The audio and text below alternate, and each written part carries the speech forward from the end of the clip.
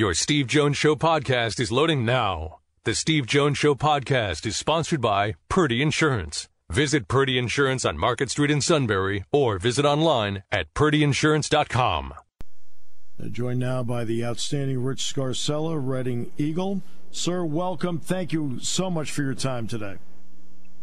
Oh, my pleasure, Steve. Anytime. All right, so you watched how it played out Saturday. What were your thoughts as it played out, and then your post-game thoughts, and how much did they differ from your in-game thoughts? Well, my in-game thoughts, I tweeted with 9:26 left that Penn State was the better team to that point, and they were. And Penn State's defense, I thought, to that point, played a great game, just a fantastic game. Not perfect, but very, very good. Keeping an offense like that in check for that long a period of time was a superb job. Offensively, they managed to hang in there with Ohio State despite the 2 turnovers in the first half, and made plays when they had to make them, both in the run game and the pass game. And I had to be feeling very good at 21-16, and it's funny. I think everybody who I saw before the game predicted a score like I did. I picked Ohio State 35-25, and usually that doesn't follow, as you know. When everybody thinks a game is going to go one way, it doesn't go that way, and it looked like with 9:26 left that Penn State had a very good opportunity to win that game. Obviously, things changed, we know, and we can get into that. And so let's talk about that. Then the game does change, and when it changed, what did you see? Well, after the touchdown by Katron Allen put Penn State ahead, Ohio State, very wisely, Ryan Day, very smart, went to a tempo offense and prevented Manny Diaz from making adjustments, during, pre-snap adjustments. And those three, they obviously moved down the field in 3 plays at 75 yards. And you're wondering, well, the defense, did play well, and maybe they were tired, but they really weren't, because Penn State had that long drive, and then they had the quarter break, so they shouldn't really have been winded. But I think what Ohio State doing that, and Jair Brown said it after the game, is that really prevented Penn State from making those pre-snap adjustments. That's on that side of the ball. Obviously, on the other side of the ball, the 2 turnovers in that 6-minute span, the fumble and the strip sack and the interception, that's everything. And so I think it's the offense and defense didn't come up big in those final 9 minutes when the game was decided. Right. So it's interesting because I talked about the turnovers earlier. You have to. I mean, because it's the game. Yeah. No question. I said they did 3 things to me in the game, 2 of which it's obvious to everybody, but there's a third one that people don't think about. And that is, 1, you turned the ball over. Awful. 2, they get 21 points out of it. Awful. But 3, on a day where you're moving the ball and have 4 drives of 73 yards or better, those end up being 4 empty possessions for you that on a day where you're moving it. Yes. You mean the flip side of the turnovers? Yes. Or no? I'm not sure I followed you there, Steve. In other words, you've had 4 drives of 73 yards or better. That's evidence that you've been moving the ball. In the game. Yes. I see what you're saying now. Right. And now, of course. Penn State had from the beginning of the game, even with the turnovers on the first 2 possessions, they had no trouble moving the football against Ohio State, not at all. And at the end, outgained Ohio State. But yeah, that wasn't an issue like it was at Michigan. You were able to move the football both, like I said, on the ground and in the air. But you can't James Franklin said it after the game, you can't turn the ball over 4 times and expect to beat a team, a quality, a superb team like Ohio State. And I know fans are frustrated. I know, and talking to a few people, the players are frustrated. Families are frustrated. Nobody's pointing fingers or anything. They're just tired of losing these games, and I understand that frustration. And you played, and especially this one where you played so well for so long, and then gave up the lead. I think that's well put. I think the fans are frustrated, the players are frustrated, the coaches are frustrated. Yeah, everybody's frustrated because you're right there, and still in the end, they end up winning the football game. Frustration all around for everybody. You mentioned the ability. You mentioned Ohio State going with pace. That's what they'll face this week, is pace. And I'm sure that's going to be one of the things Manny Diaz has to take a look at. How do you address the pace of Indiana? Because you can't change unless they change. See, in Ohio State, they did a great job of not changing. Ohio State doesn't change their personnel anyway. I mean, they don't. I mean, they don't bring in a separate sub-package offensively. No, Ohio State doesn't. No, you could see that during those two 75-yard drives, late in the fourth quarter. They were just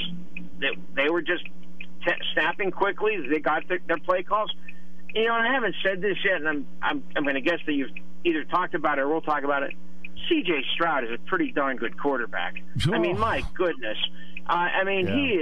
He's special. He's very special.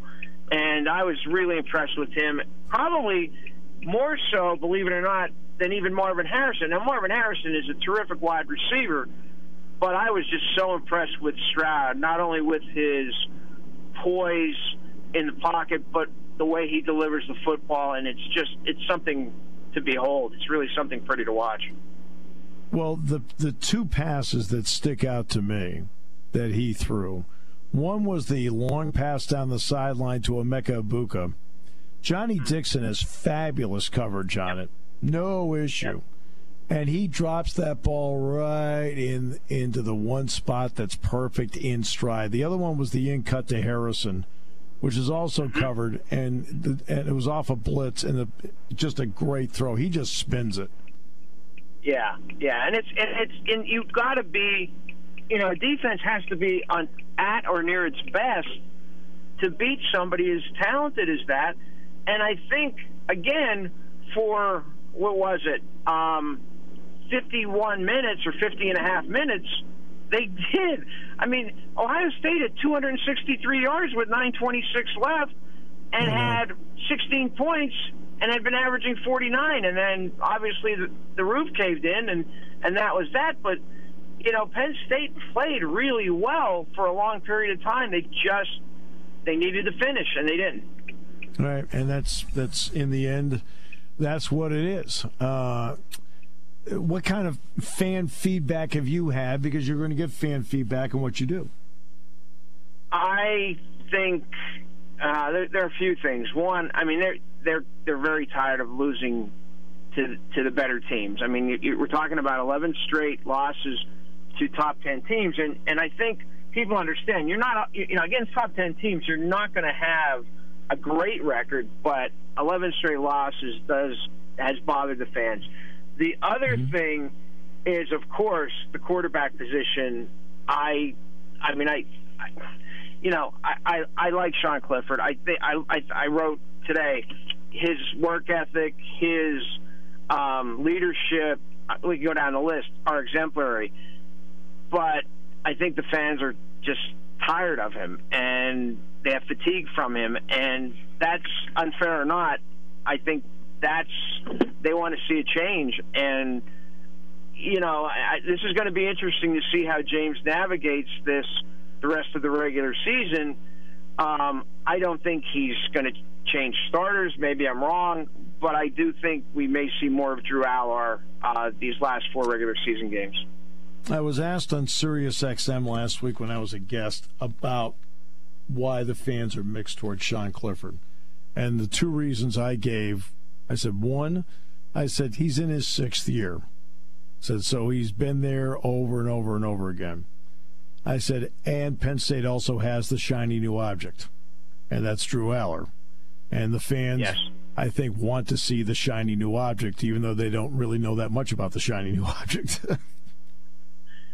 Good point. I just think, I think there were a lot. I mean, I heard this when Sean announced his decision to come back for this year. I received a lot of feedback and most of the feedback was negative. Mm-hmm. And it's a shame. I mean, he has played very well at times. He has done some really, really good things, and then other times, obviously, he's not. And he knows that he can't commit 4 turnovers, no matter whose fault it is. But I think that's the whole thing with Sean has been his inconsistency, and especially in big spots. I think that's what's really affected the fans or really bothered the fans. But I mean, he's given his all. I mean, what he did last year, playing through whatever he had, impressed the heck out of me and showed his toughness. Okay. I do have to ask you a quick Yankees question. Do they re-sign Aaron Judge in your gut? Yes. See, now you just made the other guy happy. There you go. That's a gut. I don't know anything. I mean, I know people who cover the Yankees, but I don't know anything. Yeah, no, I understand. That's why I said in your gut. That's why I didn't say you had any knowledge. Number 2, how badly does Aaron Rodgers need a big-time receiver? I think they need some big-time defensive players. Their defense looked terrible last night for the first 3 quarters. I think I would love them to get somebody who's in his prime and not somebody who might be, on the downwards slope, like an A.J. Green or whoever. Maybe a D.J. White with Carolina. That would be good. Especially with Lazard. I think Lazard's only going to be out this week. We'll see. Right. But yeah, I mean, I thought they looked really good in the second half offensively. The running game was terrific. And the problem was you were behind, and the pass rush, they couldn't handle Buffalo's pass rush. So anyway, it's been as a Packers fan, it's been frustrating, and we haven't been 3-5 as a fan. The fandom, we haven't been there for a long time. So I got to ask you, as a Red Sox fan, are the Red Sox going to re-sign Bogarts and Devers? They darn well better. I mean, he has to understand what he has to understand. There's a certain way to construct the team in the market you're in. There's a way to construct your team in Tampa, which he did. You can't use the Tampa formula in New York, Los Angeles, or Boston, or even Philadelphia. So guess what? You got an owner with deep pockets. Use them. Yeah, and that's the way I feel about the Yankees too. And I know some people who are based in New York or have been based in New York have written that in the last couple of weeks. Look, you're the New York Yankees. Start acting like it, And if you take the criticism, so what? So I'm hoping they go out and get a shortstop. We'll see. Yeah, and I realize that John Henry, who, by the way, they're in the position they've been in this century because of what he's done. As the owner, they've been able to spend money, and they won 4 titles. So he owns Liverpool, he owns the Penguins, and you and I both know that LeBron's one of the part owners, and LeBron wants a team in Las Vegas. Well, who do you think really is going to pay for that? Well, to me, you spend the money on the Red Sox, your prime one first, then you give LeBron the money he needs to buy the Las Vegas expansion team. Yeah. They're both franchises have lots and lots of money, the Yankees and the Red Sox, and I'm looking at it from a Red Sox. I know a lot, not just you. I know a lot of Red Sox fans. I still have trouble seeing when I see him play. I can't believe the Red Sox didn't sign Mookie Betts. I still I just shake my head. I'm like, I can't believe that. And so I can't imagine that they're going to lose these 2 guys. I just can't see it happening. Mookie Betts all right, in my opinion, is a Babe Ruth trade or selling 101 years later. Yeah. He may not be Ruth, but in this modern era, that's what I looked at it as. I said, you guys have already made this mistake once. What are you doing? Right. But that's me. Yeah. Yeah. See, we could Rich and I could talk about anything, so it's all good. Yeah. I mean, if you want it, go ahead, shoot. I love talking baseball. Donnie and Collins and I try to keep our baseball talk, kind of quiet in the Beaver Stadium press box because people get offended. But we both love baseball so much. Yeah, same here. I love it too. Hey, Rich, always a pleasure. Thanks a lot for your time today. I really appreciate it. Steve, anytime. I'll see you out in Bloomington. Sounds great. Thanks, Rich. You got it.